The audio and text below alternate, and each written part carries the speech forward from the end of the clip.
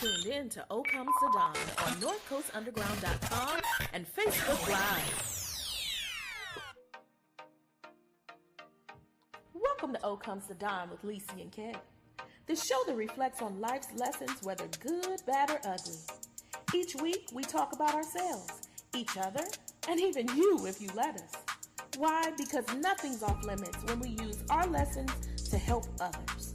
So tune in to our show on Facebook Live and NorthCoastUnderground.com and share with us what dawned on you today. It just may save someone some time, or at least make them smile.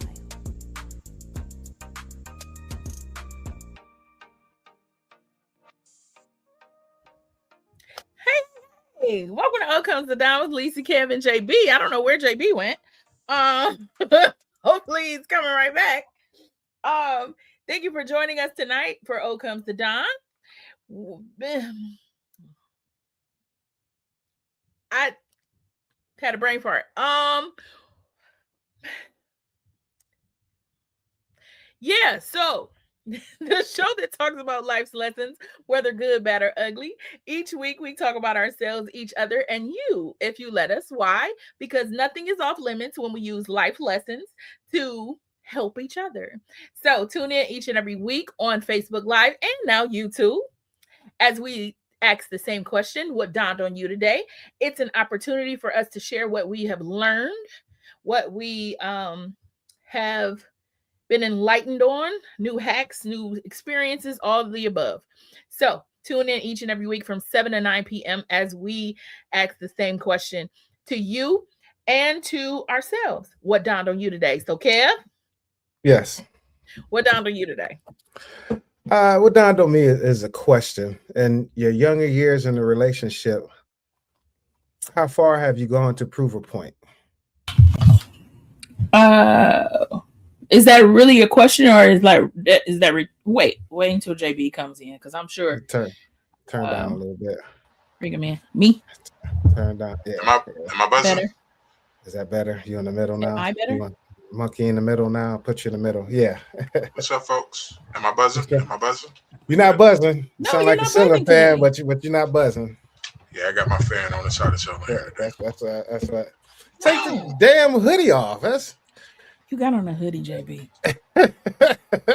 You got on a hoodie. He has a point. You do have on a hoodie. It's so hot in here, and then you got on. Are you good? Yeah, right. Hold on. Give me a minute.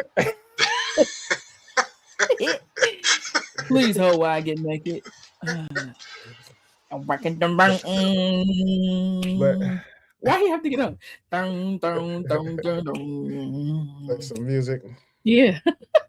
We don't have that type of music. I don't even have the music no more. You got the music? What do you mean? Oh, my bad. It's under the sounds. I was about to say, look, I'm paying for it. It better be there. I'm over there looking. Yeah, there you go. I'm sitting on a pillow, and I don't want to sit on a pillow. That's how I feel like I'm supposed to be talking with this music. Why that music? I'm sitting on a pillow right now. I'm gonna mute myself. That's capping. She capping. But yeah, what dawned on me is a question, like I was just asking. Can you recall of anything you have done petty in your younger years in a relationship? Petty. I'm only asking this. I mean, if you do, you don't. Because I was trying to think. You know me, JB. I can't think of nothing truly petty, but you probably could tell me I did something. But it's why you laugh like that, man. I don't know. I could recall things. I was at work today, and I got a couple young dudes I work with, right? And my one young cat, he been going back and forth with his son's mom. He had say my baby mom. I said, no, it's your son's mom, man. You can't say, your baby it's a gender, it's a son. So can't call him the BM no more. Can't call him the BM. Yeah. So I guess they kind of off and on. And so when I pulled into work, he was sitting in the truck with her. I don't know if they were arguing or anything, but they seemed fine. So I came on into work. So we're in work working, and he seemed kind of quiet. He's usually bubbly, talking crazy. What up, OG, and all talking. Yeah, I'll get you on the court, that type stuff. He's kind of quiet. So I'm doing something, and then I see she walks into work and walks past. And so, I saw her, I didn't think nothing of it. Come to find out, she walked in and grabbed the man's phone. Right. So I'm thinking, what would bring you to leave the man's job, then come back and walk into his work and take his, and nobody knows, because he was like, well, because at the end of the day, that you, JB? What? You just hit something. Now it's going down. It's going down. Oh no, the buzzing's back. Whatever you just did, it hit something before he leaned back or whatever. I just scratched my arms. We good?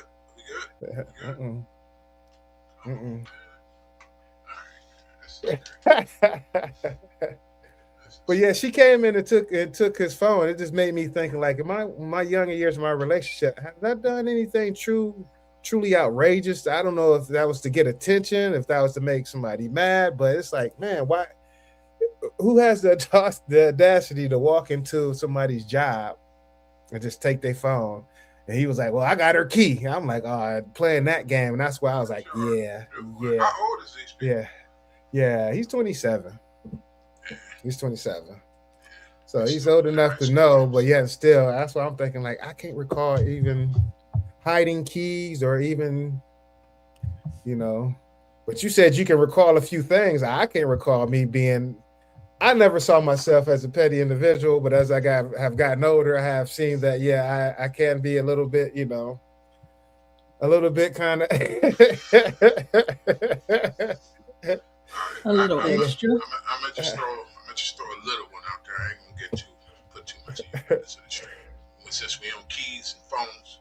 So wait. I could am I really? Hold on, real quick. Am I really loud? Hold on, JB. Go ahead. Start talking. Am I really loud?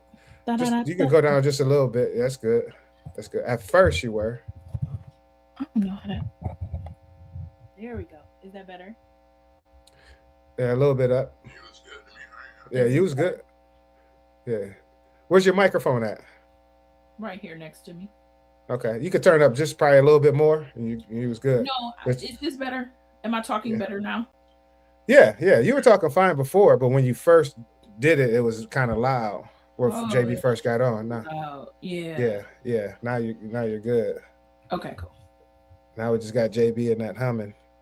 I'm still buzzing. You were buzzing again. Still buzzing, cousin. You were not buzzing before. What the heck happened? Stupid arm. Scratch your stupid arm, and then you go. Scratch the arm. So what were you about to say? Probably because you bumped the microphone. If that's the mic that you're using on your cord. Yeah. Turn it down. I wonder if you turn it down. But what were you gonna say? What can? Yeah, we can hear you. What is going on tonight? My dog usually don't do all this. Okay. Is it buzzing bad? Should I change devices? Yeah. It's a little loud. I tell you, you're gonna have to get on at 6:30 with us. He gonna have to get on at 6:30 with us so we can test it first. Well, when I talked to him the other day, I was like, "That's a power surge to some sort. Something." Yeah, something is giving off too much power. Yeah, or you gotta get a better splitter or 6-way or something. But yeah, have you done anything in your younger year, your relationship, that where you try to get attention, or you just try to do something, or just being petty, being back and forth? And I'm so the only thing I could think of, I was talking to somebody. I was not necessarily dating them, But I was talking to somebody, and he was asking for money for, and I hope he's not on here. Because it's funny. It's funny. I was real dramatic. So he was asking for money for like a Black and Mild or something, and I was like, I don't got it. It was either Black and Mild or something to drink or something like that, and I was like, I don't have it. And he was like, hey girl, hey. And I was like, I don't have it. And he was like, man, you lying. And at this point, like, we had gone back and forth about different things, as far as like, I think I had an attitude about him smoking or drinking or something like that. And at this point I was just over it. And so he was like, you do whatever, you lying, you ain't gotta lie. And I was like, I'm not lying. And I took my purse and I dumped everything out. Like, see, I don't have no money. That's probably the most dramatic thing, or yeah, because I'm not a person who is like, I don't like petty. I don't really even like practical jokes, to tell you the truth. For real? No, I'm not that person. Please don't play no game with me. Now, yeah, I'm just not that person. And you would think so, because I love to laugh, and I'm good with dad jokes, I'm good with dark humor, I'm good with all the funny stuff, but no shaving cream or whipped cream on your hand or tickling your nose, and you gotta none of that, huh? You done froze up on me too. Just don't play with me. Is that my internet acting up? What is going on tonight? But yeah, so yeah, like I'm really not the petty type.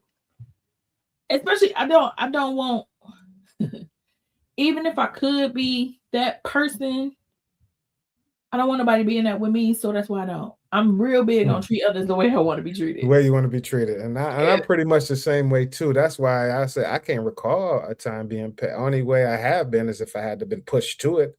For the most part, I'm not gonna mess with you. Now, I don't mind practical jokes. I could be a joker myself, you know what I'm saying? So hopefully whoever ends up with me do have a sense of humor about themselves. The main thing about when people say sense of humor, it's not so much you being able to laugh at other people. You got to be able to laugh at yourself. Yeah, that's to have a true sense of humor. And most people say, yeah, I got a sense of humor until something happens and they want to get mad. It's like, you don't really have a true sense of humor, but I can understand depending on what it is. Cause like you said, you don't want people playing with you, but at the same time, I don't mind it. If you don't mind it reciprocating, yeah.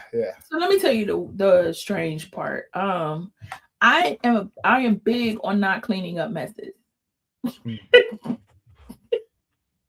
I don't like stuff that adds work to what I'm already doing. So I don't like, please don't, if I go to sleep, don't put it in my hand and then I get it in my hair, because now I gotta wash my hair, and then that's gonna irritate the crap out of me. Put your hand in warm water and you gotta pee. And then you gotta pee, then I gotta clean up my sheets and scrub. So I don't like practical jokes because most of the time they got a cleanup that I don't want to do. And I know this sounds crazy, but that's even with my kids. I say, don't say sorry, be careful. Be careful, because I don't like cleaning up after stupid stuff that we could have prevented. That annoys me more than even the mistake. Like, I don't want no extra. Don't give me extra stuff to do. So that's why I don't like practical jokes, because most of the time it has something to do with something sticky, something wet, something that sounded appropriate. Yeah, that sounded nasty. I was about to say, what is y'all talking about? Sticky and wet. We're trying to get this on YouTube, young lady. We're trying to get on YouTube now. Come on. But yeah, overall, no. Yeah. So what was you gonna say, JB? What story did you have of me being petty? Oh, it ain't nothing crazy. It's just y'all talking about phones and keys, and I can recall you throwing a person's set of keys out the second story window before. A whole set of keys, just threw them shits out the window. Don't know. I don't really recall the reason behind it, but yeah, let me recant that last statement too. Yeah, yeah. I was the one that when we played basketball and somebody called a terrible foul, I kicked the ball. He would kick this. He would literally kick the basketball out the court. And then be like, make them go get it. They go call that bullshit call, go get it. And then guess who had to go get the damn ball all the goddamn time? Okay, I gotta recant. Yeah, I have done some petty stuff. Yeah. I forgot about the key incident. Yeah, I'm telling you, man, he got his it's very undertone. It ain't too blatant, but he got his little he slides in and slides out on you. But I couldn't imagine. Crazy. I couldn't imagine still walking into somebody's job and just walking into Renee's job and just taking her phone, my girl, whoever. You know what I'm saying? That's just wow. Yeah, that's wild.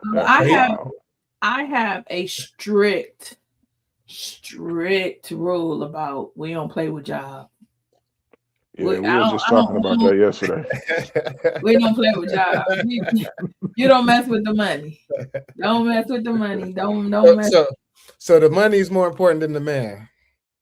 No. What I'm saying is, in any relationship, in my current relationship, we don't mess with each other's money. If I'm at work, I'm at work. If you at work, you at work. We understand completely. If it's your break time over, bye. Get there. I'll talk to you later.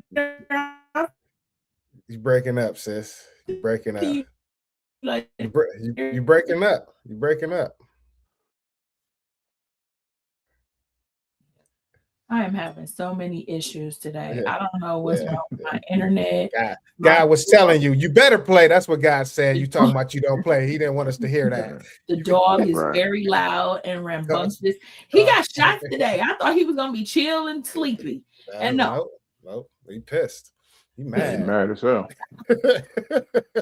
Eat it. Mad. He That's got shot. But anyway. Indeed. Yeah. Okay, so JB. What dawned on you, JB? Nothing too much, just another beautiful day in the neighborhood. I'm really digging the spring weather. The thaw, the cabin fever seems to break. I've been out walking this dog wild, like hour walks, you know what I mean? It's just it feels good outside, man. It's good to be out, good to feel the sun, good to feel the breeze, get cars riding past, people looking at your dog and stuff. It's good to be outside, man. It's good to be outside. Yeah, especially that's what down with me. That late January freeze. Yeah, So it's get out, get the blood pumping, listen to some tunes, get a nice little walk. It's cool. I live over here by Firestone Park, so walking through the park is pretty relaxing, and saw all types of different styles of people that people watch. I was gonna say, any kids at the park? Yeah. Okay. Yeah. About time. Usually the parks be dead. No kids, nobody playing hoop, none of that. No, usually when the weather break, they get out. Then once they get used to it, they get back to that screen time. You know what I mean? By another month, if we don't get too many surprise snowstorms or anything like that, give it a month, they'll be back in the house. But for the most part, man, the kids around here, they've been all over, out and about, running around. Okay. Yeah, that's what's up. But yeah, the weather has been nice. But this weekend coming, I think it's supposed to be cool. By the beginning of next week or something like that. It's supposed to get down to the 30s. It's supposed to be 30s on Thursday. Is it? Okay. Mm-hmm. I knew it was soon. I know these next couple of days, yesterday and today. I don't know about tomorrow what it's supposed to be like just yet. But usually I stay on top of the weather. But it's just been decent. So I I ain't tripping. Our little meteorologist. Yeah. Well, just as long as I don't got to turn on the gas, that's You should have worked for the news. What? We gotta get you a news anchor position. You'll be the first news anchor with dreadlocks. With natural dreads. I know there's some with dreads, but with natural nappy dreads. Yeah. No, you don't want that. You want people to be mad. Kev said it was gonna be nice outside. No, he wouldn't do the weather anyway. As long as I say it's a chance, I'm right. Say chance again. A chance. Chance. Why'd you laugh? What's the curve look like that? Chance.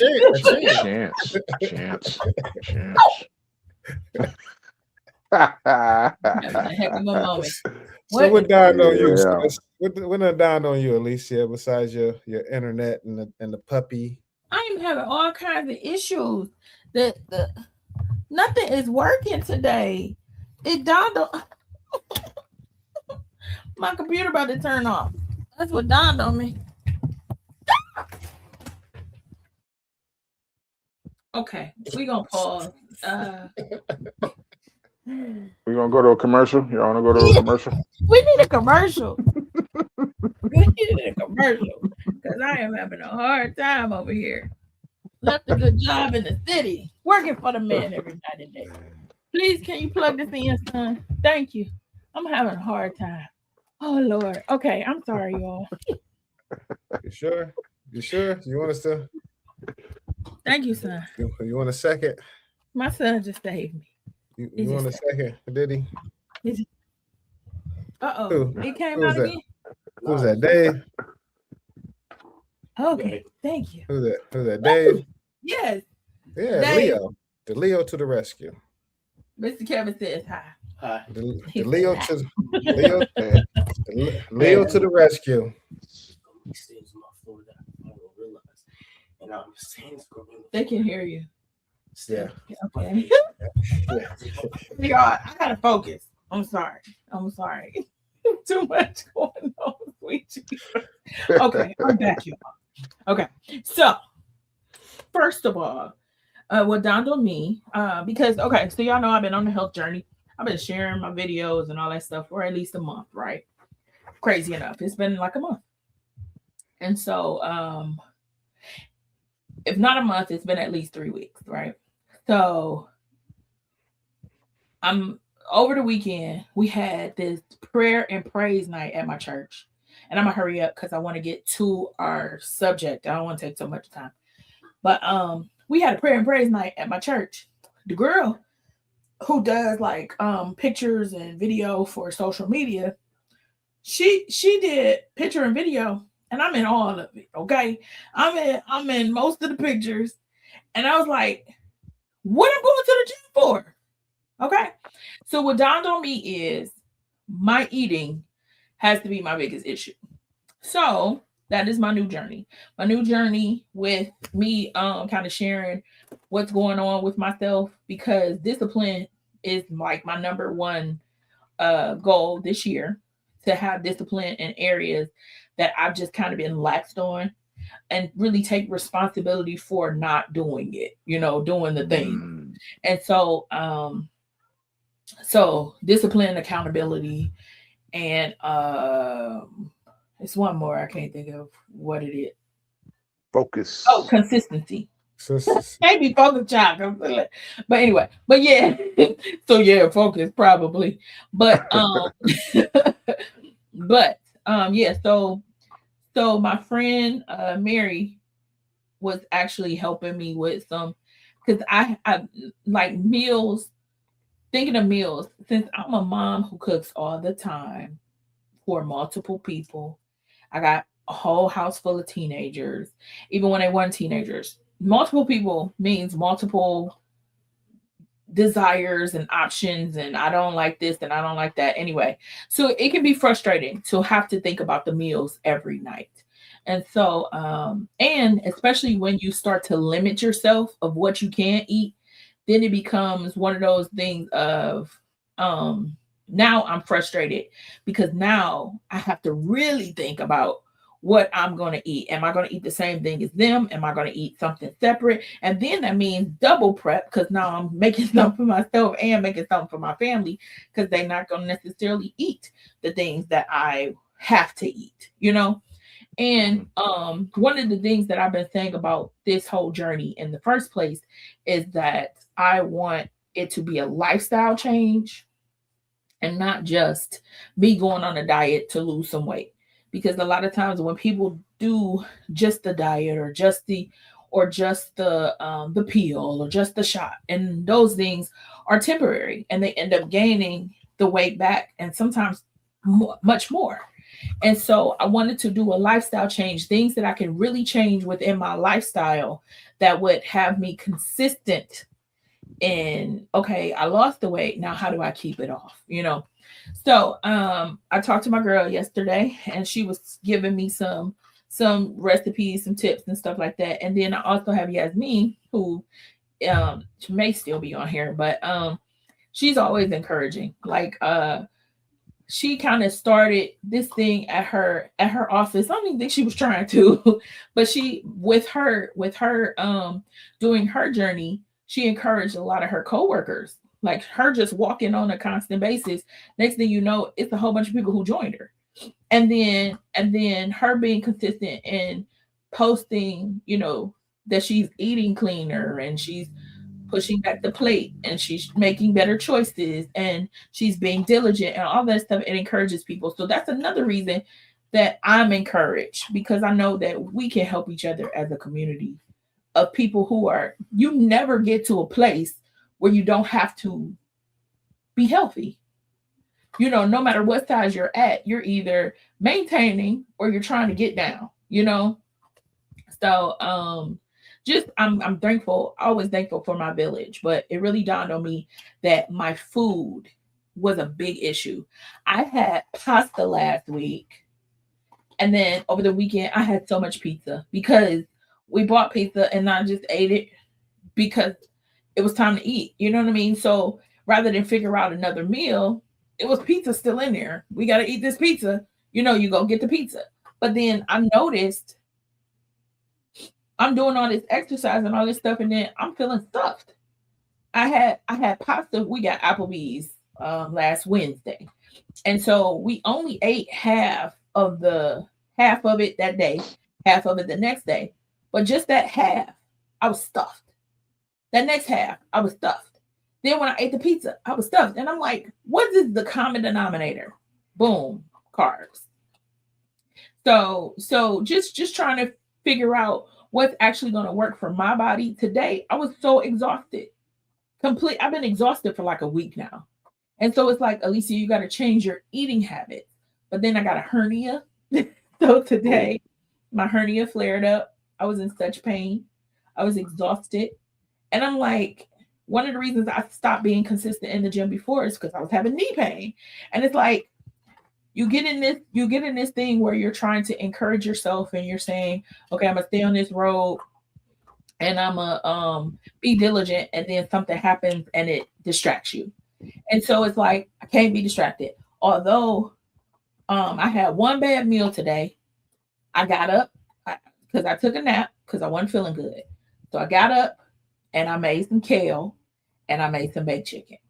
You know what I mean? And that's for tomorrow. But tonight I had taco salad, but I had just the salad and the meat and, you know, the cheese and stuff, instead of having a bed of Doritos with the stuff piled on top of it. So I ate it more like a actual salad rather than having it in that style. So, you know, just trying, it's like, I'm going to have to be conscious of that. What am I eating? What am I putting in my body? Because if I want to have the energy, I can get natural energy from eating the right food. I cannot have the bloating go on if I'm eating the right foods. I can't, you know what I mean? So that's what dawned on me. Have you ever thought about meal prepping? Well, that was the point of me doing the kale and the chicken today. Yeah. So what I did yesterday, I'm talking about outside today. say like prepping 5 or 6 or 7 meals. So the days that they have in pasta and you don't want pasta, because honestly, portion control can help too. But if you don't want pasta, you already got that preset meal for yourself that you want to eat, as opposed to, because if you're gonna do the carbs, pasta, take a walk after you eat that. It's heavy, but take a walk afterwards, and that kind of help speed up the digestion and everything. And I water. did just saying that And, part. and water, lots of water. So I did that, and that's the part I missed it. I missed saying when I talked to Mary, we talked about meal prep. I meant to say that. We talked about meal prep. And so after I left the gym yesterday, I went straight to Aldi. It's right next door. So I went straight to Aldi. I got all kinds of vegetables. I got fruit. I got meat. Actually, I don't think I got any starch. And not to say that I'm a completely eliminate starch, but I am going to cut back on it because I noticed it doesn't do well for me. And yes, outside of ginger ale, water has been the only thing I have been drinking. And that's gonna continue. I gotta increase the amount of water I drink, because although I drink water all the time, I have to increase the amount, because sometimes it's also a matter of me just not having enough to drink throughout the day. And so now, where water could have made me full, I haven't drank enough. And I literally can go there, and that's a problem too, because a lot of times, depending on what time I actually eat, 3 meals a day has not been something I've been doing lately. So, they say eat 6 little meals so you're never hungry. I was just about to say that you can do 5 little meals and replace a meal with a smoothie. Yeah. You can do 4 and do a vegetable smoothie and a fruit smoothie for the other 2, but 5 little meals also, because it keeps your metabolism going, and that's what helps also burn off excess energy. So, and that's the part that's actually probably going to be the hardest, because I already get frustrated by having to think about one meal for me and the kids. But then I feel like when you get in that mode, all you think about is food. And that's like, I don't want to think about food all day. I don't want to think about did you drink every 3 hours. I just don't feel like it. Half the time it's just like I just want the food to fuel me. And I know, I got to change little by little, and so that it can create a habit. Question. Yes. Do you have a issue with gluten? So I actually just had some testing done. I had an endoscopy, and so I do not have. You mean like celiac? No, not to that level. Just your body reacts to gluten because you keep saying starches is bothering you. So the common ingredient in starches is gluten. Mm-hmm. So that's why I asked you, like, if you might have had like a little gluten undertone allergy. But I don't know. Maybe everything that you've mentioned with the bread and the pasta, they make gluten-free options. Mm-hmm. So maybe that's a thing that you could try, you know what I'm saying? And then see, I mean, like, because when you eat these things, do you get that heavy? You feel heavy and it's like not just down. heavy, it's a bloat in my stomach. Bloat heavy. That's what I mean. Like you feel swole. I can eat 3 noodles, and I promise you, as soon as I eat the noodles, my stomach is instantly hard and instantly bloated. Yeah, I bet you got a undertone gluten issue. Now, I thought, and I should have done research on it, but I thought when you had a gluten allergy, it was with having celiac issues. Yeah, that's an extreme, where it's like you can't eat anything that came in contact. That means skillets, forks, plates. You know what I mean? Like everything got to be washed before you cook. But that's an extreme like you have to be diagnosed for that, and you know what I'm saying. So that might be something you want to holler at your doctor about. But yeah, I just had a test and that was clear, so that's why I didn't think, you know, any kind of gluten was. But I mean, it feels true. You know, I have felt more weighed down and more exhausted in the past week than I have in the whole time I've been back to exercising. And it's crazy. Do you get it with potatoes? I don't know. I'm gonna have to pay attention. Potatoes is a starch that's the gluten is real low in. So I don't know. It's just something that you could think about. You know what I mean? Because I deal with that kind of stuff on the daily. I mean, with my wife and you know the special meals that I have to make at work. So like, and there's levels to it. Like if celiac is extreme, that means no contact, and you could just have just an undertone gluten allergy to where it just bothers your intestines and your digestive system and your pancreas, because like I say, my wife goes through this stuff on a daily. So just something to something else that you can put in the back of your head, you know, thinking maybe it might be a gluten issue.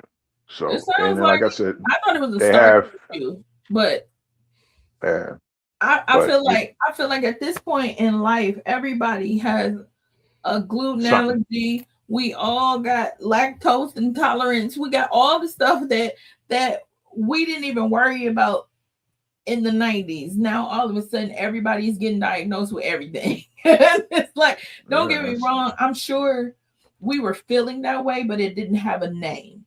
Or it wasn't as, we didn't, maybe not, I won't say it didn't have a name, but I will say we weren't as aware of it to give it a name, you know, to talk about it and to say, oh, you feeling that way too, you know. So I think you know, we're all becoming more aware of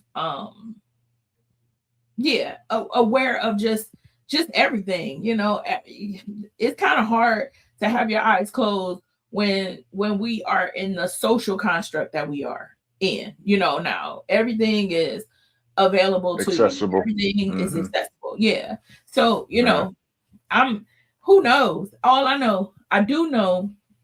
So I filled out my the form to start my bariatric process, my bariatric surgery process. It does not necessarily mean that I have to have the surgery, but it does mean that I start a process where I'll be talking to a dietitian and I'll be talking to a counselor, and they'll be leading me through a process. And at the end, I can decide whether, you know, the surgery is for me. It does. I will say that a lot of the benefits from the surgery do seem like they will be something that I would need. I had a black surgeon who a black female surgeon who I talked to, who gave me the consultation, and she really, Kanachi, I'm saying that completely wrong. You said it right. It's Kanachi. It's Kanachi. No, I was about to. I think I said the T first, and I had to fix it. But yeah, like at this point, we'll see how it goes, where it goes. But as of right now, it's looking like it's going in that direction. I recognize that it runs in my family. You know, obesity runs in my family really tough. Like to the point where, like, I just had an uncle who passed, and he had a really hard time because he could not push back from the plate. Just could not push back from the plate. And he was like eating himself to death almost, you know. And it wasn't that he was so huge when he passed, but it caused other issues. And so even after telling him, hey, you're eating too much, you're doing, you know, all these things, it's just something that's in the DNA. And so, like, I'm like, although I absolutely want to have the discipline and absolutely want to do all the things. And it's not going to stop me from doing all those things, but I also have to recognize what's going on. You know what I'm saying? I can't ignore my family history. You know, you gotta take that in consideration for sure. Yeah. For sure. Yeah. So just trying to have all the facts, and it dawned on me that I need to change some other things, and I'll keep pushing. How about that? You can hire me as your private chef. I'll come in and I'll cook some super duper healthy stuff. It's gonna take you a week. I can't afford you. I mean, you ain't got to worry about that. We can talk about that later. But diet is important. Diet is super important, and that's like my biggest struggle right now, because I don't know if y'all really look on my through my Facebook and my Instagram pages to see like the food that I post, and it's just like I even commented like, dude, I can't keep eating like this, but it's hard to fight them double, triple cheeseburgers with eggs and bacon and onion straws and barbecue sauce and 3 different cheeses. And I bet you don't take a bite like the CEO from McDonald's. I don't eat fast food. No, I'm talking about. You didn't see the CEO from McDonald's? No. Oh, you ain't seen it either. Oh my goodness, y'all! It's a running joke. So McDonald's has a new burger out called the Big Arch. I saw the commercial. It looks good. Looks good. I came out before. So, it's out. It's limited time and it's out. And so the CEO goes online and he goes to do a promotional thing where he's like, "Oh, we got this new burger out. It's called the Big Arch. And this product is blah, blah, blah." And he's like trying to, boost it up and all this stuff. And then he takes the smallest bite in the whole wide world. And he says, "I'm going to have this for my lunch." He takes a bite like, and the bite ends up being like this big. So then it started a trend where everybody is, so then all of the major people like Burger King, their CEO takes this huge bite, and then Wendy's takes a huge bite, and then all these Kev on stage posted where it was like 5 or 6 other places. They were really small, like little places that was their CEOs was taking bites. But they were taking, and then it's a whole bunch of people making fun of it because he took the smallest bite ever, talking about, "I'm gonna have the rest of this for my lunch." It's like, dude, that didn't even look good. Where's that on? That got to be on TikTok. I don't know what it's on. I just know it. Just look up CEO of McDonald's. Each burger, each Big Arch, and I'm sure it'll come up because it's a million at this point. Everybody has made fun of him because he takes this really small bite. He's like, "Oh, look at that, look at those patties, and look at those pickles, and oh, is that onion straws, and oh, they're known for their special sauce." So selling it, but not eating it for real. Not selling it at all. If you are eating McDonald's, you could care less if their CEO was eating it or not. But here's the thing. Right now, don't eat McDonald's. At this point, I'm sure McDonald's is trying to do what do you call it? Repair. What do you call it? Damage control. Damage control. Yes, because everybody is talking about the little kids that they're putting in their food, So we're eating teeth and we're eating little children. So I'm sure he decided he wanted to take a bite of the sandwich because he's trying to put it out there that even I am eating this McDonald's sandwich. So took a nibble. Tastes like a finger, huh? Oh no! Is that bone marrow? Oh no! I just I've been checking out them videos when they talking about the production of the beef. Yeah, It's like, see, I was just about to say that to her. Try to go as natural as you can when you come to food, because I can't buy ground beef out the grocery store. I can't buy a lot of my meat out the grocery store. I got to go to a butcher. I can't, because a lot of stuff that they Yeah. put in our food are preservative, and that's what was killing us. That's stuff killing a lot of us too by causing cancer and stuff. Yeah, and I'm telling you, every time they open our eyes to something, I be like, oh, I can't have that. What is take away? Like, in a minute, we eat They nothing. ruin it all for you. They ruin it all. You're gonna have to start growing. That's why people are starting to have their own chickens. You see chickens running around people's yards. Absolutely. People growing their own fruits and vegetables. I mean, well, that was for the eggs with the chickens at first, but now they can be fried and fricasseed too. yeah. I'm trying to figure out how many chickens you got to have a bag of wingdings. That's a lot of chickens. I mean, think about it. It's where do you ever see, like, this big question was taking road trips. Do you ever see these large like, do you see, remember back when we used to see all these cows on the side of the expressway? You don't see that no more. You know what I mean? You don't see big cow farms. You don't see. I'm really worried. I can't eat nothing. In a minute, I'm just gonna have a whole farm, and I'm gonna grow weed in the front. Then every weed just gonna be completely content. Nah. Marijuana instead of peonies. I put my weed in the back. I'm gonna put the vegetables up front. Y'all still the vegetables. Oh. Yeah. Well, yeah. The more of that weed you consume, the more of them vegetables you're gonna want to eat. Oh no, not the collards. You know, get out my collard greens and my collard greens.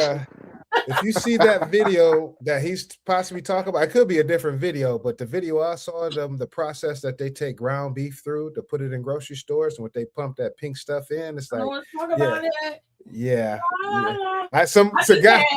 it's a guy I work with. He turned vegan. He said after he saw it, he said, I'm a vegetarian.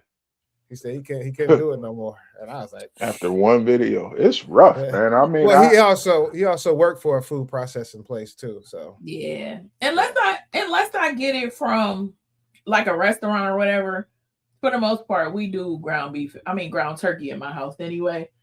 But I don't trust these turkeys. They probably cooking some of these turkeys I done seen down the street, because them some big old turkeys. You ever seen the St. Clair turkeys? You ain't never seen them because y'all live in Akron. But listen, we get wild turkeys running around all the time. I got them around my work in Twinsburg every day, all day. We came outside one day, and it was a turkey sitting on this dude's Cadillac. Is it a turkey or a turkey vulture? No, you'll know the difference between a turkey and a turkey vulture. Why sure. you look like that? I don't know, but a turkey vulture. A turkey is a turkey is a turkey. Now, I'm just saying, it's like saying it's a bird outside, and you like, is it a red robin? Well, I'm just asking. Is it a true turkey or a turkey vulture? I mean, is it goblin? Is it goblin? What's it doing? I mean, I don't know. I have no idea. I know it was gorgeous though. It was blue and green, and that was a turkey. Like, A turkey vulture is that ugly bald head bird with black pink head you might see in the middle of the street eating some roadkill. You're like, damn, that's a big ass bird. Big ass. Yeah. That's what I was asking. These are really beautiful turkeys. Yeah, turkeys is pretty. Yeah, he was sitting on top of a Cadillac. Then his cousin or his brother was around there. Are turkeys women or men? Turkeys is women, right? Thanksgiving coming early. No, that's chickens. That's chickens. Only chickens is roosters. Turkeys is turkeys, male or female. But turkeys is turkeys. So what's a male turkey then? Is that a man or a woman? A jive turkey. The jive That's a turkey. lady. That's a woman. I think a jive turkey is a man. That's a lady. woman. That's a lady You all day. jive turkey. You know what I'm Backhand saying? you. They used to backhand jive turkeys. So yeah, they the way you could tell the difference between a male and female turkey is a male got this long feather hanging from the middle of their chest. I learned that in Wisconsin. Wisconsin. Yeah, my sister-in-law schooled me to the how you can tell the difference between a female turkey and a male turkey. Yeah, because she got like 20 of them in her yard on a daily. Mm-hmm. It's She crazy. must be feeding them. Yeah, I keep them. Oh yeah, she definitely feed them. When I fed 'em a Thanksgiving few come times. close, one of y'all gonna come up missing. Yeah, pick which one. Pick which one. Full of straws. See which one of y'all gonna be sacrificed because somebody getting it. No doubt. Might be two of y'all. I need to deep fry one this year. So yeah, it might be two of y'all. All right, Kev, you got 1 minute for the Donna report. Man. You got fine, 1 minute. I don't have much. It's gonna go into everything anyway that we're gonna get into. You ready? Yes. Ready. You're tuned in to O Comes the Dawn on NorthCoastUnderground.com and Facebook Live. Make sure my stove's off. And now here's Kev with the Dawning Report. That's your local and global news and your trending topics.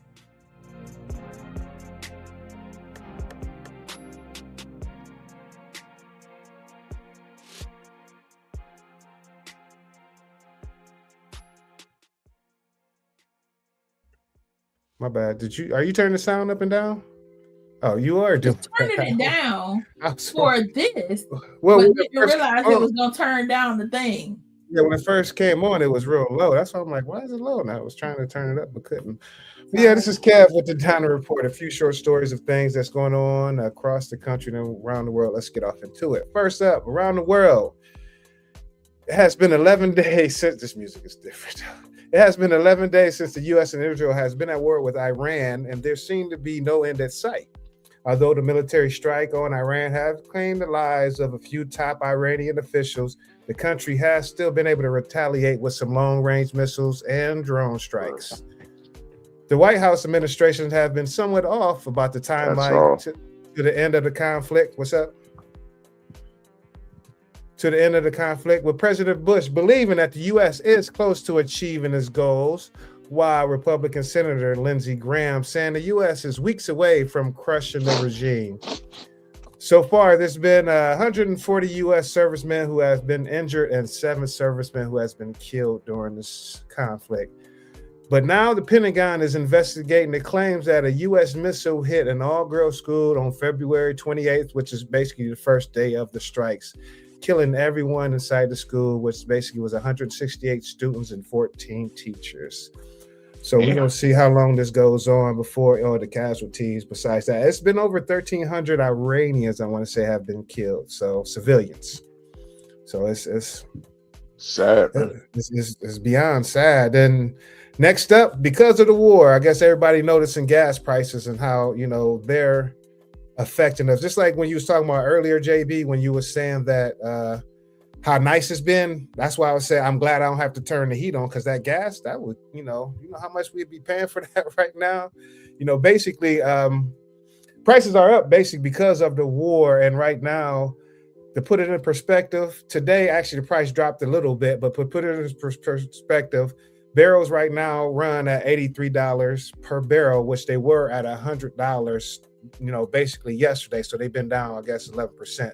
But on average, they're usually $67 to $73 per barrel. So that's why everything is up. Plus, they're dealing with the war going on, and they're blocking the straits and putting mines and stuff. So they're not getting oil through there as usual. Usually it'd be about 50 vessels or tankers coming through, but they've been getting less than 10. And some of them had to be escorted. So that's why earlier when I say no end in sight, these gas prices going to be around for a while. It's about to get crazy. Do y'all You know how much y'all paying per gallon now? It's around my way, it's $3.49. It's $3.49. Yeah, average in Ohio is $3.44 right now. Could you imagine be living in California and paying an average of $5.29 per gallon? Man, I seen a dude pull up in California on TikTok today, and it was $8.50. That's probably when the first broke out and we couldn't get oil. Yeah, per gallon. Cut it out, bro. That's probably the 93 octane, because I want to say the 529 is probably 87. So I couldn't imagine what 93 and 91 is. That's crazy. So hopefully soon we can figure this out so these prices can go down. Today is March 10th. If you have a birthday today, happy birthday. If you have one this week, happy birthday. If you have it today, you share with the likes of rapper Conceited. He is 37. Zach Levine, NBA player. He is 31. Music producer Timbaland is 54. Actress Sharon Stone is 68. Jasmine Guy, actress, she is 64 years old. That's crazy. Whitley. R&B singer Robin Thicke is 49. Actress Olivia Wilde is 42. You like Robin Thicke? I like his songs. I like his ex-wife. Yeah.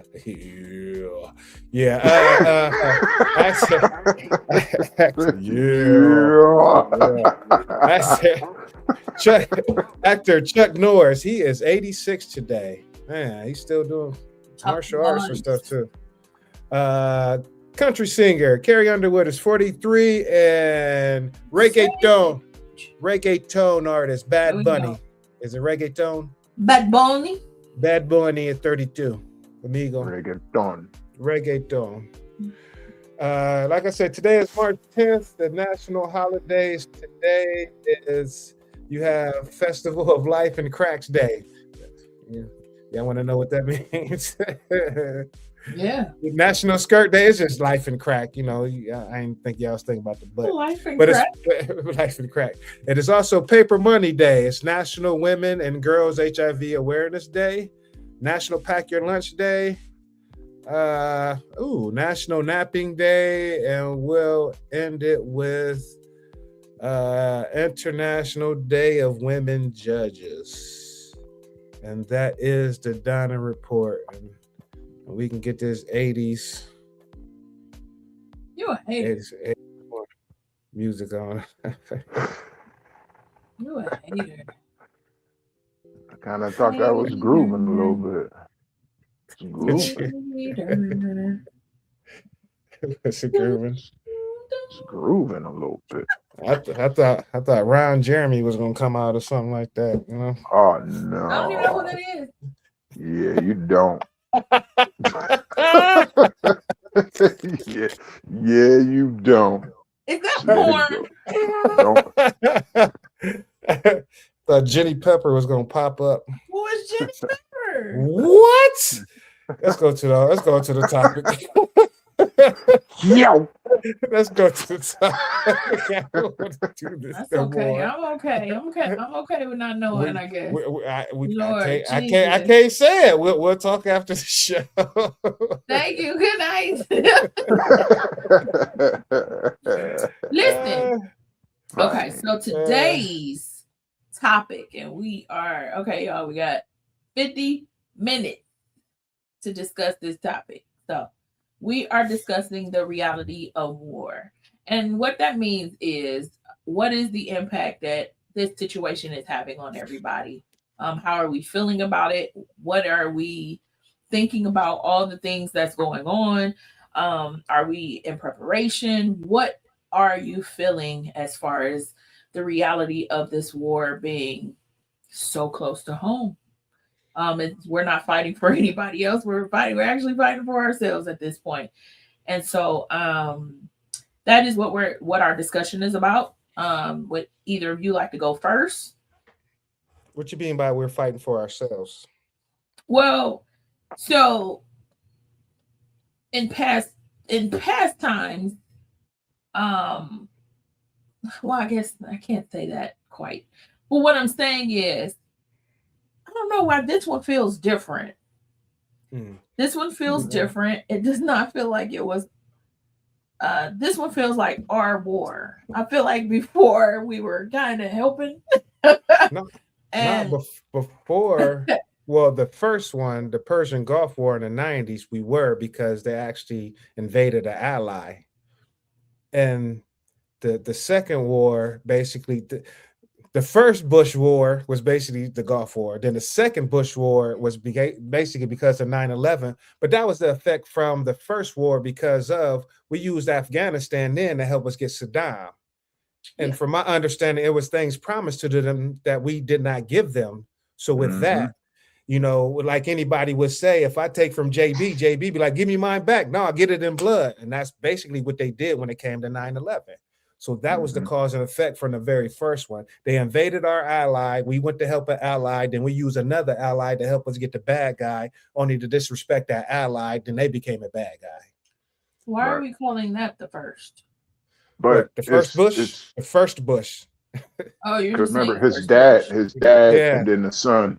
Yeah, the dad had a war, then the son had a war. I'm just trying to figure out what the first he was talking about. The first Bush. The first Bush went after Saddam. No, you're talking about the first person. Went after the first Bush. I thought you were talking about the first war, and I'm like, that wasn't the first one. Well, the first, you know, to where we are now. But now we're fighting with Israel. We have never went to war truly with an ally like this, and we're fighting their war. Iran really don't have nothing to do with us outside of Trump telling us or trying to tell us that they were going to attack us. But we have other nations who have said the very same thing for him not to go after them. But now that Israel, Iran, they've been at back and forth since, you know, the late 70s. So they have always had Iran and Iran. Since the beginning of time, bro. Since now they were cool at one point because they were actually allies. That something happened in the late 70s, because I was trying to read up on that. Something happened in the late 70s, and it became the I want to say it was a uprising, some type of uprising. That's what the Islamic uprising is, what it was, or something like that. And now they became, you know, enemies. And before, you know, every now and then they would engage in physical stuff, but for the most part it was proxy stuff, to where a leader inside some other country they would kill, and vice versa. But now Israel really are going after them and trying to dismantle them, basically. You know, after the Gaza thing, Israel had an ally with us, so they're using us to go after Iran. But Trump is trying to say Iran is directly affecting our liberties, our freedoms, and everything. Which they're honestly, they're not. Like I said, other countries have threatened our freedom and everything also, like China, but they are superpower, but they are true superpower. So you don't want to try them. But, you know, with Iran, you know, they don't deserve to have nuclear missile, but everybody else has them. North Korea has them. They had vowed to do some stuff against us, and you're not going after him like that. So it's, you know, so I kind of understand what you were saying, how it don't seem like it, but really this is not our war. We're fighting somebody else's war. Well, see, that's what I was saying. Usually I feel like we're an ally and not directly in it. This feels like this. We're not helping. And maybe I will say this too. It also depends on what age you are, your level of consciousness. Yeah. You know, so I feel like at 43, my level of consciousness is a lot higher than it would be if I were 18. You know, when the wars first happened, Gulf War, my brother fought in the Gulf War. I was only a teenager when Gulf War happened. I was too. That started in 91, I want to say. So I was also, I was like a sophomore in high school. Yeah. So the consciousness that I had back then was definitely not what it is now, for me to be necessarily afraid or to think about what if it comes here, what you know, what effects it'll have. I didn't care about no gas, you know what I'm saying? I didn't know nothing about I didn't know anything about gas prices and you know, inflation and nothing like that, because I was a teenager. I was poor anyway. Right. I was poor anyway. So we was gonna have chicken legs and rice every day anyway. So it for me, it wasn't as impactful because now I'm the adult experiencing those things. So coming out the pocket. Yeah, so that's probably why it feels different to me at this point. Revelation. But yeah, like I find myself, first of all, grateful that my son is out of the armed forces. Good service. Yes. Because he would have been there. He would have been there, definitely. Because National Guard goes first. And so my understanding initially, I thought, every other branch went, and then National Guard was just like for natural disasters and all that stuff. And usually they don't use it for international conflict too much. Usually they're here to secure our borders, but every now and then they can be deployed depending on if they're part of an infantry or something like that, then maybe. But so we actually have Terry watching now, so maybe he can give more clarity about that whole National Guard piece. But yeah, so I'm just glad my baby is home, and then my other one is too young for the draft, like those are things that I'm thinking about right now, because this isn't even a war that I feel like, well, of course we don't feel like we should be in it, but to add to it, all of the hush hush BS around it, I feel like we're thrown in. We don't know what's going to happen. We don't have any way to protect ourselves, because when you don't know what's going on, you don't know how to prepare. I feel very ill prepared. Oh, absolutely not. Terry said, as a veteran, I wouldn't want anyone to go. Yeah. I have so many feelings about this particular situation right now. Of course, I'm glad my son is not there. That's first and foremost. But it's just so loaded. I feel heavy. I feel a little afraid. You know what I mean? Because when you have somebody acting on your behalf that is erratic, just doing stuff that don't have your best interest, does not have your best interest. He does not know me personally. He's not going to say, let me make sure Alicia is taken care of. Let me make sure Kev and JB and their families and all the people that they care for are taken care of. Let me make sure national security is intact. Let me make sure that communication is open with us, so that I can prepare the country in case this goes left. We don't have a leader like that.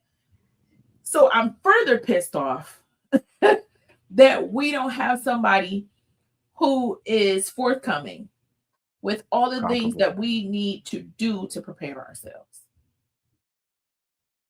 Yeah. National Guard with the basic too. Exactly. National Guard is still soldiers. But would they send them up? Would they send them across seas? But Terry, would they send them across seas, or do they usually just stay in the U.S.? That's what we were discussing. So they can fight. They can go to war if the president says. If the president sends them. Yeah. But I thought usually, from what I was told, they said usually the Marines go first. That's what I said. That's why I was gonna say usually the Marines or the Special Forces in the Army, they usually send them in. Yeah, if it's something that they can do hush hush, but see, this is the thing with our military that I wonder about, because each branch have their elite. You got the SEALs, the Rangers, the Delta Force. You know what I'm saying? All them guys, right? And these guys can go in hush hush and get stuff done. You know what I'm saying? Without it being such a big scale event. You know what I mean? So I kind of wonder, like, why wasn't that tactic used, or why does it have to be on a full scale? Because it's like she say, this one feels a little different. I mean, it's because of the uncertainty. You know what I'm saying? And And the fact that we don't know how many enemies we have inland. Sleeper cells. Exactly. Yeah. So Yeah. that part right there, that's the part that got me a little bugged out, because we don't know who's already on American soil that can do damage to, to our infrastructure, really cause damage with our, because you know how we are, man. We naive. We take stuff for granted. You know what I'm saying? We don't give anything a second thought unless it's literally put in front of our face. At least I'm super guilty of that. You know what I'm saying? So, and it was like Kev, you was telling me yesterday, like, you need to know this stuff just so you can prepare, just in case, the shit hit the fan, which absolutely. it's getting It's thrown. hitting. They slinging it at the fan right now. You know what I'm saying? But luckily, it's one of those swivels. It's kind of missing. It's kind of missing right now. But yeah, this one feels different, like you said, because of the uncertainty, the erratic behavior of the leader. Like, you don't know what he might do next, you know what I'm saying? And then the way everybody responding to him, we getting threats from this superpower, threats from the other superpower. Yeah. Like, I just don't know where this is going to escalate to. Yeah. And that's the issue too, because it's been said that Russia has been helping with intel with Iran, and Trump was, he be glazing Putin. So if that's the case, yeah, he just spit in your face, Trump. What you gonna do now? You claim you go after your enemies hard. If he's helping Iran, he just became an enemy, like you said. I'm not suggesting war, but stand on what you say. In a sense of coming into and when you came into office, you said there would be no more wars, and here we are. We're at war. So it's one of those things with this administration we have. It's just like you were just saying, the uncertainty, which you're saying you're not really living up to, and also you're not really worried about our sovereignty. We're spending over $1 billion a day when it comes to that, but yet still you want to take food stamps and stuff away. Make it make sense. Make it make sense. Yeah, it's crazy. Because go ahead. That's what concerned me in the first place. I will say one thing about Trump is that on one hand, he was openly ignorant with a lot of things that he just openly said. So there was enough evidence to show that he was not the person for the job. But to add to it, why would we trust somebody who has done so many things that were underhanded? So to believe somebody who wants so much power, who wants to be the last president of the United States, who wants to overthrow, change America back into something that it was never great in, to do all these things, and to think that he was not going to try and get a war under his belt. Come on. It does not surprise me that we're in war. It surprises me that there is not enough pushback on him doing it the right way. Because that's what it is. That goes to the voting in the midterms, so we can get the House and the Senate. We get the people that make the laws and the people that represent the people back in the House. Then it becomes to where we can get some semblance of the checks and balances was supposed to truly be in the government between the three branches. Right now, they have all three. Huh? They're trying to pass something right now to eliminate the midterms. Well, the thing is, as long as we are at war, we will not have an election. Mm-hmm. Oh, he knows that. Everybody knows that now. That's, everybody know, because that's been, people been talking that for, at least I've been hearing about it for the past couple of weeks. Yeah. But I, known that for a while, because if we're in any type of international conflict, there's no need, I forgot what they call it, but yeah, we will not have a national election. And so with that, we keep that same structure in place for the last 2 years of his term. And now he can really implement that Project 2025 everybody was worried about, which is already carrying through. But yeah. But everything he does is an escalation and a distraction from the next thing, whether it be the Project 2025, the Epstein, now it's with the war. You know what I'm saying? So it's it's rock, paper, scissors with him, because you ain't gonna know what you're gonna get. Oh, listen. I know it ain't gonna be nothing good if I don't know nothing else. I don't know anything else. And Terry, you are right. And this was all set up at the last correspondent dinner of Obama, or the second to the last, when Obama basically humiliated that dude, and Trump was just looking at him like. And after that, that's when he announced that he's going to run for president. Yep. Mm-hmm. Yeah. Mr. Terry, would you like to join us? If you would like to get on camera, please let us know, and we can send you a link and you can join us for this conversation. I think your opinion would be very, very much needed in this. All right. Yeah. But yeah, it's wild, because it's kind of effects from, like, all of this stuff is effects from previous stuff, like the whole because these wars, I saw this documentary, America's War on Drugs, right? And it shows how American plays their hand in the Middle East. Like, if suppose America's mad at Afghanistan, right?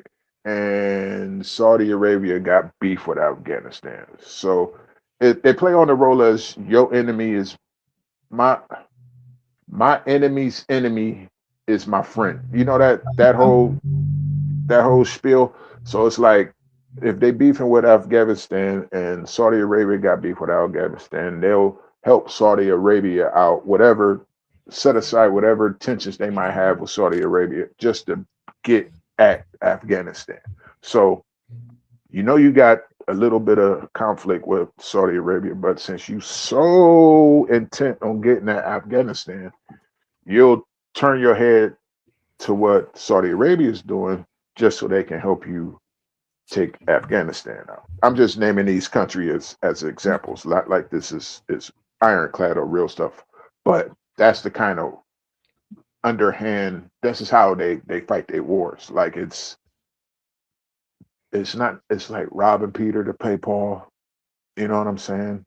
That type of stuff. So it's like, you got to beef with them, and then we beefing with them. We'll help you, even though we'll set our little disputes off to the side for the moment.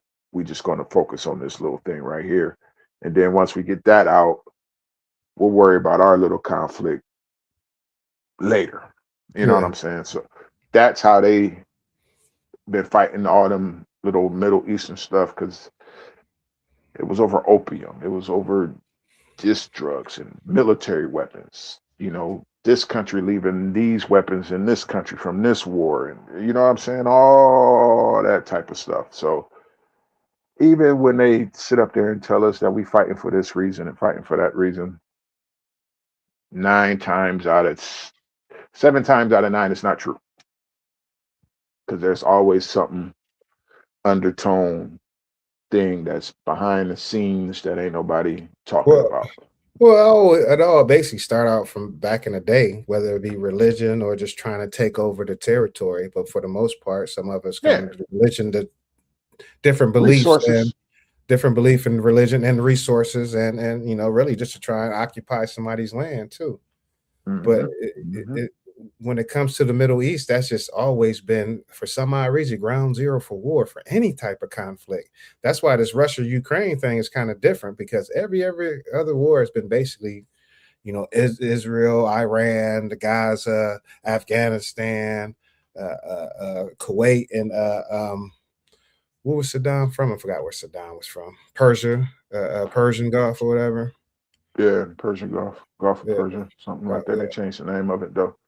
But you're right though. It's always, but I think that's just because they want that oil from over there, man. They know they sitting on the resources they sitting on in Africa, man, it's always been fought for since the beginning of the time. You know what I mean? Like the oil, the diamonds, the what they call it that they're using to power up electrical cars. For the phones, for the cell phones. It's not uranium, it's something else I want to say. Maybe it is uranium, but it is something, it's some type of mineral. Because lithium. Yeah. Is it lithium? Lithium. Yeah, I think that's the name of it. But like, you know, so that's getting mined over there, and you know, they already been trying to get them diamond caves, and they already been after that oil over there and gold and all of them resources that Africa got us. They've been at that since the beginning, you know. So I think that has a lot to do with it. And like you said, people having information on, you know, higher ups, you know, playing the puppet master. And that's, you know what I mean? And that's the one thing, even though, you know, Trump is in office, who is the true strategist? Plutonium, that's what it is, plutonium. So who is a true strategist that's really telling Trump what to do? Because he has no idea what he's truly doing to run a country. You know, the man could have ran too many businesses. You know, I hate to say him being our president and all, but that's who it is. It's the strategist, the Stephen Millers and the other people behind him. That's the true puppet. Hell, Benjamin Netanyahu is Israel's prime minister. So, yeah, happy birthday, Terry, by the way, also. I just saw that. Yeah, that's all true, man. And it's, but you know, you got to understand that like this stuff been going on before. Not saying that he don't have no part to play in this, but you know, we've been playing these war games since, like you said, since the first Bush, you know. So, and it's basically the same conflict, it's the same dilly-dally, you know what I mean? From the first two Bushes to even when Obama went down there and took out Saddam. Gaddafi. Nah, Saddam Hussein. Yeah, when he took Saddam out. He's the face of taking out Gaddafi too in Syria.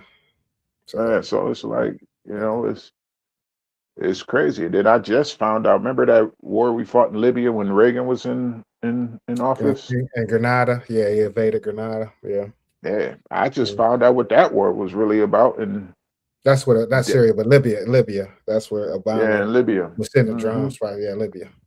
Yeah. So what they told us about that war was all false, because come to find out, he was on a whole different time, and they just didn't like the stuff that he was preaching or whatnot, because it was that, and he got with a couple other leaders, and he was trying to make a currency that would be rival to the U.S. dollar. And he wanted to do that one world currency. Yeah. So with that, Right. What are you looking at, Alicia? Alicia ain't chimed in that way. What are you looking at? I'm listening. It's been so much distraction in my house. I'm trying not to do too much. I'm trying not to do too much because the dog's been doing it. The kids been making noise. It's just been so much. So since you guys have been having a good, I'm like, just still want to serve nothing. Yeah, I'm trying to watch the comments and see what's going on and listen to y'all, and then I'll chime in if I have a moment. Got a moment to just jump in there, but y'all was doing so good. Listen. But yeah, Terry's right. You know, this is all distraction from the Epstein's files too, because a lot of stuff that's, you know, the man is just throwing stuff against the wall to see what sticks. Anything that distract y'all. No, don't look over here. Hey, what's that over there? Yeah. That's what that is. But they trying they damnedest to get that Epstein file out of people's mouth for sure. Man, listen, because it's so much that it entails. Like it's got something to do with the whole government, and you had this whole big uproar where everything was finally being revealed. Everybody was starting to get called out, and then all of a sudden, there's a war. No, I mean, even before the war, a lot of stuff was redacted. There's a lot of stuff on there that names ain't. They exposed the names of the victims before they named the people that was committing the crimes outside of Epstein and Gazelle, the Max Lean lady. Saying a lot of bigger names. They was redacted out, and to let you know, this is how this country is run by money. What's his name? Wexner. The guy who owns used to own Victoria's Secrets or something else. He's a billionaire. He stays in Ohio. They was going to he was supposed to go before Congress. They went to him. Now, if that was me and you, we get subpoenaed to Congress, they coming to get us. They're not gonna come here and sit and talk to us. We're gonna get arrested. That's to let you know how this country is just being ran by money. He's part of that file, he's part of that whole thing too. But to give him special treatment, that is crazy. Yeah. That is crazy, but this is all all that's going on with the Epstein, smoke and mirrors. You know what I'm saying? Let's go to war. Don't even think about that. We need to do something. We need to do something. Let's start a war over there. Let's start this war. We're gonna raise the prices on gas. We also raising the prices on everything else over here because y'all ain't even thinking about the tariffs because y'all talking about the war right now. You know what I mean? What is you looking at? What is that? I'm telling you, it's just one of those nights. Yeah, it's a wild one, man. I don't understand. I just don't understand the reasoning behind this stuff, man. It's like you guys know that it's not in our best interests. You know what I mean? And it's and they don't care. And it's like, and people, and me and Kev was talking about this yesterday, man. The support of that, support of this stuff that this guy does, and no one cares to dig into it, call him out, say, "Come on, man, you serious?" Like, I understand your loyalty. Loyalty's a big, your loyalties is a big deal, but you have to, you don't be an idiot because of your loyalty. Don't let your loyalty drive you into doing something stupid. And but I think that's it though. Like, I think one thing we don't understand, first of all, blindly following somebody. We don't understand following somebody for financial gain while everything else goes to crap. We don't understand not having an option, not having choices, all the things that a democracy is built on. We don't process things like they do. Even the money that they spend and the money, like people will really think about their financial gain over the health and the wealth. And when I say wealth, I mean the very essence of who people are. People rather make money than actually take care of people. So they'll let people starve. They'll let people go without medical care. They'll let people hurt each other and have crime all over the place. They will actually let all these things happen so we can destroy ourselves just for the mighty dollar. Yeah, and people are just that selfish. People are really just that selfish. If it is going to hurt them in any kind of way, if it's going to make them lose out on the things that they are striving for, the things that they think they deserve, all of those things, they will let other people fall by the wayside. Oh, yeah. That's almost how he got in office. You have a lot of, contingencies who voted against their own interests just to have him in office. Voted against their own interests, basically, because they didn't want to vote for a black woman, too. That part. Which is that part. And a lot of people was upset from Obama serving 2 terms. Yeah. And they just couldn't bear to see, like, oh, really? This is what we're doing now? So not only served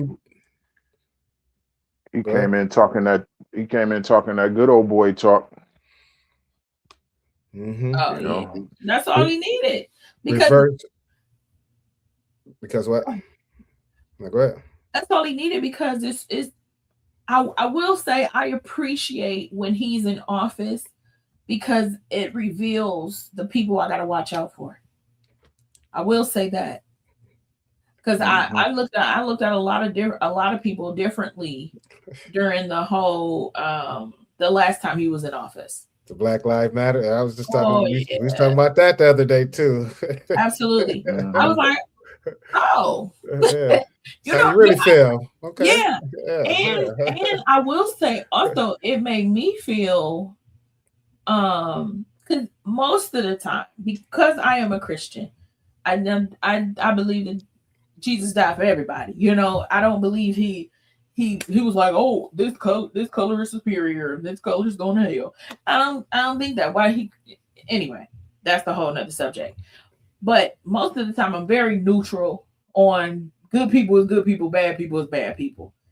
But in the time that he was president, the last time he was president, I really felt at that moment, no, you need to be Black. Like you need to claim it, stand tall in it, not waver in it. And not because it's superior, but because I had to be proud of who I was, who I am. I had to stand in it in a different way. It's one thing to just be it and not, I had no desire to change it in the first place. I had no desire to assimilate to anything else. But at the same time, I was not standing tall and doing protests and saying, you know, the strong stuff. But in that moment, I realized there was a time where I got to do that. And now I got to be okay with that. Because sometimes I got to be stronger and say, no, just because I don't have hate in my heart doesn't mean that I am not a strong, Black, proud woman who stands strong in being just that.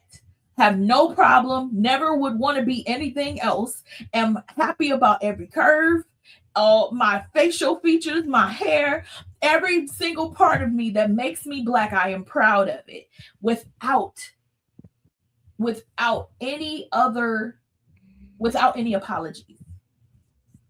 So before it was a I am who I am, just take it as that, whatever. No, but now it was power to the people. Because now all of a sudden I had people who I was like, I literally told people, you do know I'm Black, right? Like, just because I'm nice doesn't mean that I don't see my people dying and that I'm okay with you being trifling, that I'm okay with you not seeking justice for those who don't deserve to die. It's not okay to judge people for the color of their skin, no matter what. And justice. It's too many of our people who locked up for no reason, and you got people locked up for something you made legal. Because once it served you in some kind of way, now it's okay. Now it's okay. It was always okay. Yeah. It should have always been okay if that's what it is. Now that you figured out how to market it, now that you figured out how you can make money off of it, now it's okay. Now it's So let all my brothers out that had an ounce. You know, you're right. Let them out. You're right. Because now, how can you hold me? How can you hold them for something that you have now made free to distribute? Not that it's free to distribute on the street, but you know what I mean. Like, come on now. Yeah, I hear you. You didn't tell me all he needed was he need a card. He need a card to sell it now. Get that boy that card and stop playing. Right. Yeah, it's a mess, man, and it's like you said, man. We watching the collapse of this country right before our eyes, man. Oh, absolutely. And it sucks because I like this place. You do?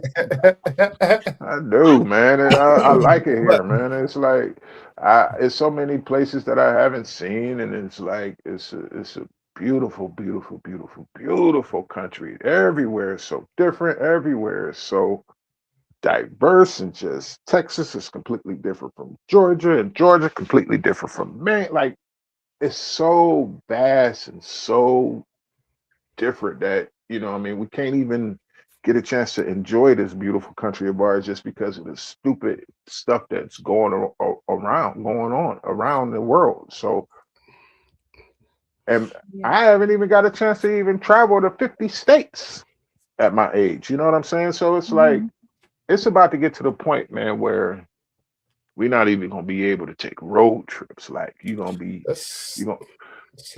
saying? That's But here now. You know, I would never thought this country would seem like a third world country, but in the sense of, you got a man who wants to control everything, like the people he want to go after, the dictators. He's making stuff unreasonable for his citizens, everyday citizens. And the mere fact in the Constitution, we have the right to protest. And here, if you protest against you, he's going to arrest you.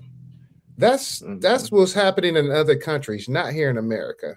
So what you thought or worried about, it's happening already before our eyes. Like he's saying, it's just, you know, we got to have the wherewithal to try and do the pushback, and hopefully we get the constitutional right. And that's the crazy thing about when it comes to this man, how he said he loves this country but disrespects the Constitution. If you love the country, you got to follow the rules. If that's the case, if not, let us all make our own rules then. He don't believe in that. He don't believe in yeah, but you know, it's the country. Money talks, you know, and he knows that. And he knows that's how his whole upbringing has been. You know, everybody who he dealt with when he was, you know, bumping heads with the big wigs in New York in the 80s and all these doing all this stuff back then. And that's just how this place has been from jump. And now that everything is documented and videotaped and accessible and everything, it's out there. So this always been a money talks, bullshit walks country. You know what I'm saying? It's always been money first over everything. But at the expense of who? Hopefully people who have voted for this Poor individual people. wake up, and that's what it is. And At the expense of poor people. You know, it is somewhat of a race war, but it's truly a class war. It's the rich against the poor. You know, the rich basically controls everything. The 1% versus the 99. That's what I'm speaking of. Because even middle class people got to suffer through whatever they decide to do when it comes to these tariffs and all this stuff. So that's what it's always been, and that's what, when he came into office, that's who he was appealing to. Pretty much his poor white constituents. You know, I hate to say that, or you know, it might be some poor blacks who voted for him too. But nonetheless, he was trying to say, yeah, I know at least one. This is what they. Did you get on them? Did you get on them? But now, honestly, if you voted for him, you know, I would not get on you. I didn't. But he's actually still proud, even with all this going on. He's actually still proud. And that's the crazy thing. And that's the crazy thing. Some of them still proud at the fact, regardless of how much everybody is suffering, including their vote against their own interests, just to think they have a leg up because he's telling them that they may be able to, but you're in the same, you're in the barrel with us, the rest of the crabs, you know. So we pulling you in like yeah. So and that's the amazing thing, that the true audacity, the ignorance of the country who still knows what he was going to do the second time around, but still put him in office only to complain, you know. And that's what trips me out, because I see him now be on posting and stuff. Tell me, why is he doing this? I don't want to get on to argue about what he's truly, but that's what I'll be tripping. Like, why are you upset now? You know, please, if I'm gonna get on there, and if I'm gonna get on, like, see, yeah, told you, FAFO, messed around and found out. If mess around and found out was a person. Listen, we have a whole bunch of those. Man, listen, it's madness. No one does, and that's the sad and scary part about this madness, man. It's pathetic. Like, it's like, what are kids supposed to get from this? Like, a kid that's inspiring to be a political leader in its future, like a little kid that wants to be a Ain't nobody congressman inspired to do nothing. or there's somebody is, They trust want to me. be YouTubers. Yeah, yeah. They want to be Right, influencers. right. But You still got some. the small percentage that still wants to do this type of stuff, like what are they learning from this? Like what are they supposed to be picking up on how to maneuver through this political shenanigans that we got going on? I'll tell you one thing. If anything, they learn it. You don't have to be a educated white man to run the country. You don't have to be a guy who's in politics to run this country. The man never been in no military service and none of that. And that's what our president has always been, some type of in the military or Congress or even Some a lawyer. kind of government, some kind type of government background. Government background or higher education. The man has none Mhm. of that. He has none of that. Yeah, he's got a lot of money. Man, I don't get it. Let's read some of Terry's comments. He had a lot of. Yeah, well, I'll put the one up about the government. Start at 8:38. Well, yeah, I had put that one up. Okay, so the next one. Want to read it? Too many people from all over the world are seeing and digesting what's going on with us in this country right now, and that needs to be fixed. And that's what I was just saying, to where we're looking like that third world country. I remember seeing a meme when he first talking about how he's getting rid of food stamps, and it was an African lady telling the African kids, "Eat up all your foods. There are starving kids in America." I was like, "Are you kidding me?" Now we done became the butt of a joke for real. Yeah. Wow. I wonder if it's a video of us somewhere with a fly on our face. Wow. And a big belly. If y'all give me some pasta, I can get my big belly on there and show them. You were right. You were right. They showed up to my food stamps. Madness, I tell you. What's his next one? We can never go back to what we once knew or thought about our almighty government and laws. Something has to change. I mean, he's disrespecting the Constitution. So, see how woke she is about our government when you was going on. He also said it's happening right now in the world when we was talking about that.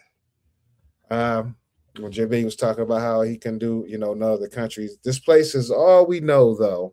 I have never chased a yak down to put food on my table, but I'm sure somebody else is doing it every day, every other day. Which, yeah, right. I get what you're saying, but I'll become a vegan if I have to catch my own food, because I ain't about to kill and process nothing. I'll be a fishing fool. Maybe I was just at fishing. Maybe if I can catch a chicken and wring his neck. Other than that, I'll be a fishing fool. You'll see me in Summit Lake, running around in Summit Lake, grabbing. I'll be letting everything get old, eating mushroom after mushroom. Oh yeah, mess around, eat the raw mushroom. Either way it goes, it's a good time. True. I'll be sitting up. Where them turkeys at? I'll be sitting in Cleveland Heights in the bushes somewhere. Like, yeah. blinking real hard. Give me one of them turkeys. Whether it's a turkey vulture or not. Yeah, I get it, man. That's why it's people. If you got the space, got the time, hey. Agriculture is a big deal right about now. You might want to take a botany class.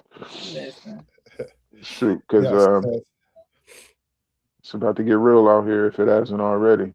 Right. He says, I wouldn't know how to be African in Africa. I only know American. So here's the thing. I was just talking to somebody about that the other day. Was it we'll get cussed out going to Africa. What are you doing here? We couldn't go nowhere else because we ain't been nothing else. We've never been anything else. Africa don't want us there. America don't want us here. What? And That's who I am. I should be Mars. American African because I'm American first.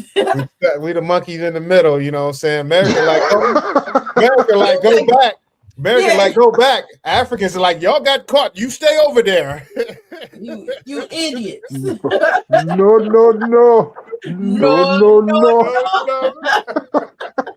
No.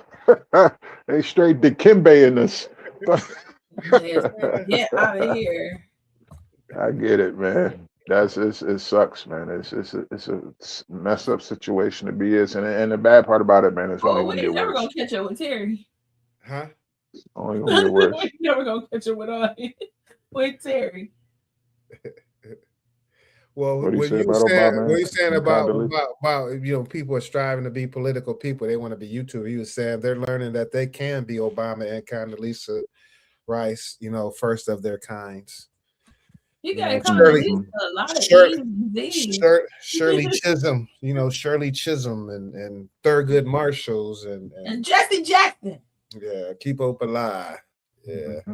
Rest in peace, Jesse.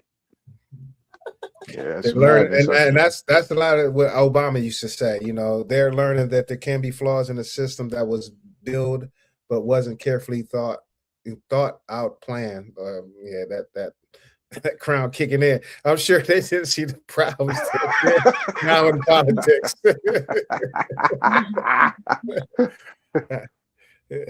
Oh, Terry, I have mixed feelings. Which one today? Where was I left you? I love this. Huh? You what? I left him on that one. American. I'll die for it. Period. Nope. I'm with you, Terry. I'm with you. I love my country, dude. I love where I stay. I love the fact that I'm from here and I don't want to go nowhere else. And if I have to, I'll gun it down, but I need a reason.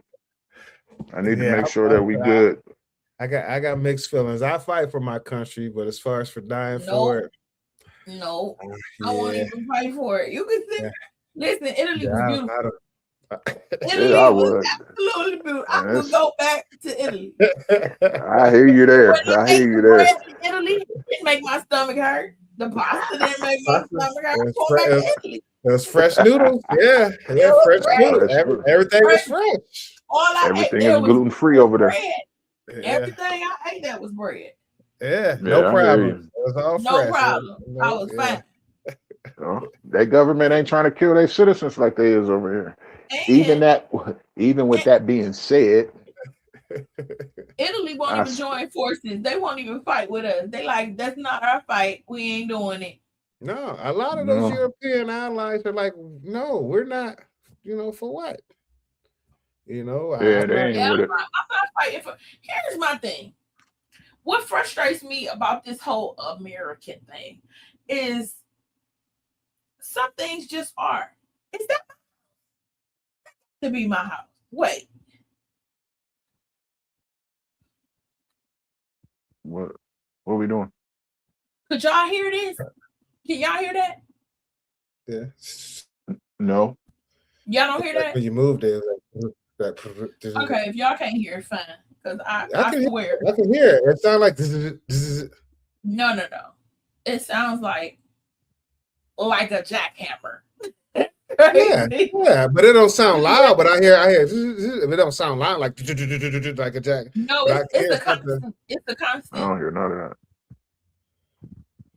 Yeah, I don't hear diddly. I don't know what the hell's going on. Whatever. It's my dryer. Sorry, squirrel. But here's my thing. I guess what I'm saying, Terry, is that I am not dying in the name of America. I don't love America like that. I love the place I was born because I was born here. It is what it is. But I have no problem with if they're gonna send me somewhere else. Canada. I'm going to Canada. If I can go somewhere and make a home somewhere else, I'm not devoted to America like that. No, I'm sorry. I ain't been nowhere, so I don't know how that I'm gonna be treated and perceived when I go other places. I know I went to Mexico once. and we were perceived too positive walking around. Oh yeah, Hey, they the did few run up times on we us. went outside, we got ran up on. They run I up think on there's us. a difference in defending yourself and doing it in the name of something else. Does that make sense?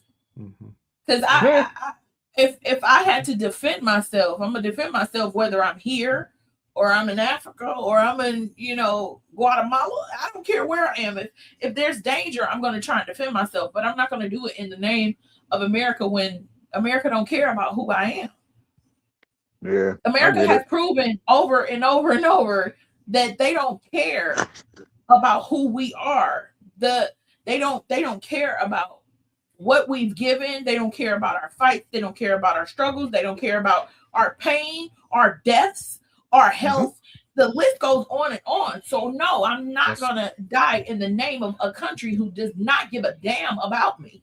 That's why I say I'm mixed, because this is my home, but we were seen as 3/5 of a man. Yeah. And is it your home because you was born here, not because you chose it? Yeah. I still got to defend my home some type of way. But at the same time, I know they don't give a about me, so it's like, why would I even do it for? That's why I say I'm mixed. That's what I'm saying. Not in the name of being an American. Yeah. I'm an American because that's what I am. You can't take that away no more than you can take away me being black. Right. And I will defend myself being black all day. I will love who I am. And no, I can't, don't want to change it and not going to change it.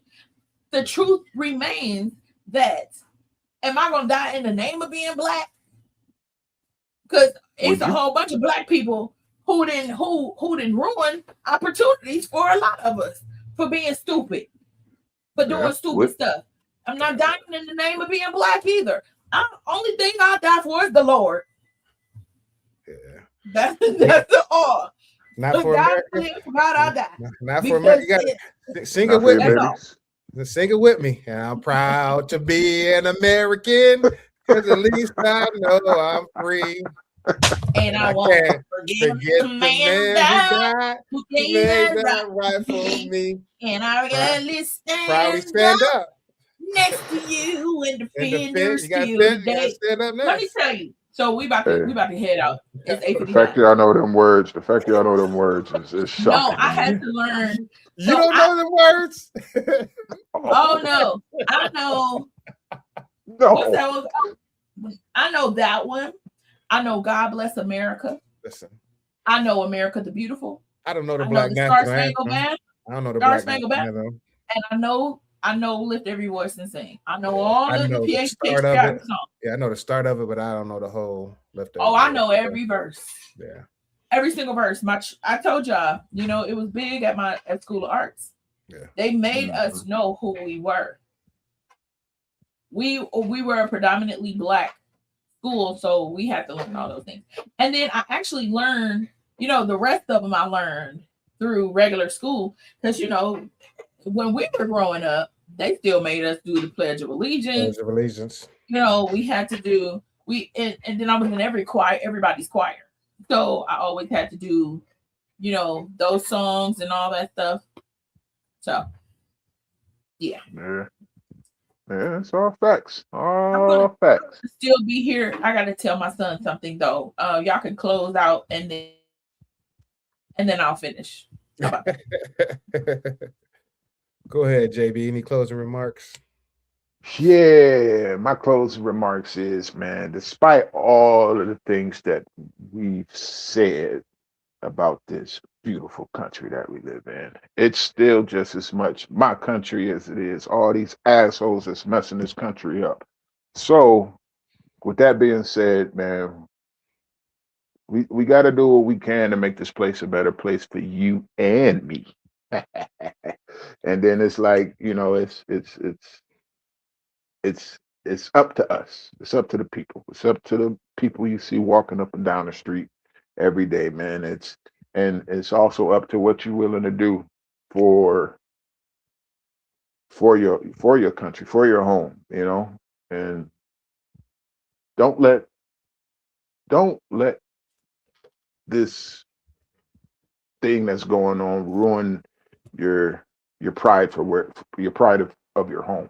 You know what I mean? It's still just as much as your country as it is everybody else's country. So just because it's a couple dingbats acting weird, don't let that discourage you and where your heart is and where your belief in your faith should be. So that's my closing statement. Yeah, I can agree with that. Only thing I would say is that pay attention to what's going on. Do what you can to watch the news and get an understanding. Try and read different types of material in the sense of to gain some knowledge so you have a true understanding of how and what they're trying to do or accomplish. And more importantly, vote. Whether you're voting for the right or the wrong person, just use still all my Black people out there, use that exercise and exercise your right to vote. And more importantly, try and vote in the midterms, because if you think we're up against it now, if we don't get who we need to get in there, if we don't get who we want in there, who we're talking about we need in there to change stuff, then things won't change. So it's hard to complain about change if we're not willing to do what we need to do to vote. Some people say, well, my vote doesn't matter, my vote won't count. We'll waste our time on gambling and doing stuff that really don't matter, to where this really it can come down to, I won't say our freedom, but we all know that this man do not want another presidential election, so he wants to be king. So with that, he's stripping all our rights, regardless if you think you have them or not. They're still put in place, and you can speak for them because they are on paper. So whatever it is you believe in, stand with it, but yet and still trust and believe these times are, we're in perilous times because of who we have in office. So just pay attention and watch what's going on in the news and react accordingly. And know your candidates. Yeah. Learn your candidates. Learn what they stand on. Yeah. Because, they can be blowing smoke. So the reality of war is that it affects us all in some way, in one way or another. And so we have to be conscientious about how we love on each other, that we're paying attention, that we're doing what we can, and that we're standing tall in what we believe in. Tonight's show, I want to thank Kev for kind of taking more of the lead, because when it comes to serious news and topics like that, I really appreciate him taking more of the lead with those things. I'm not very all as knowledgeable about it. I'm learning, and with someone being diligent about learning about those type of things and wanting to know more, it helps the rest of us who are not as aware. So thank you to Kev, thank you to JB, thank you all for joining us tonight for Oh Comes the Dawn with Lisa, Kev, and JB. We will see you next week from 7 to 9 p.m. on Facebook Live and on YouTube now. Thank you so much for joining us. We will see you next week. Have a great night, everyone. Bye.